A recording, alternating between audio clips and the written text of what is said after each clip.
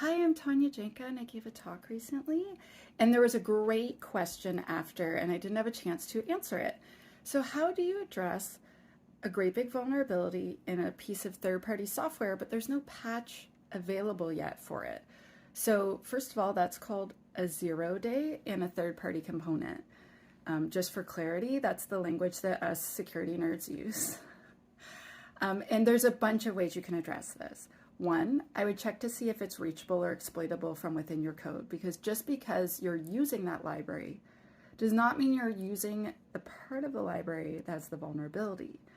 That means there's a chance that it's not, like, there's no path in your code where it can be reached, meaning it's not reachable. When it's not reachable, it's generally mostly not exploitable. Not always, but most of the time. So I would test to see, is this even actually causing legitimate business risk? Then I would also look at the rest of the context of the app. So what if it is vulnerable, but it's actually only available internally and there's all these other mitigating factors? Maybe then it's fine too.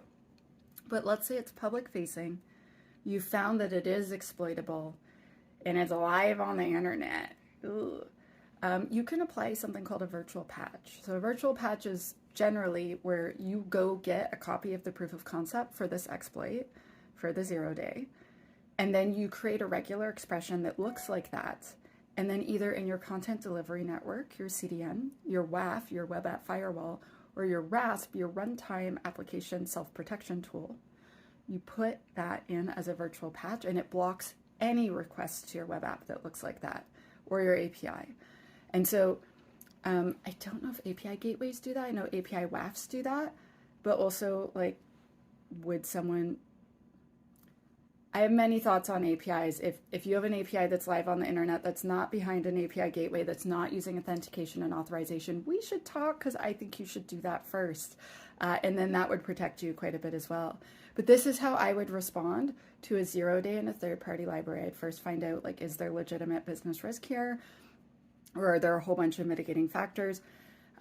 If you can upgrade off, like, that's great, but do a virtual patch in the meantime while you're waiting to be able to upgrade off for the whoever created it to create a safer version of that library that you could use instead.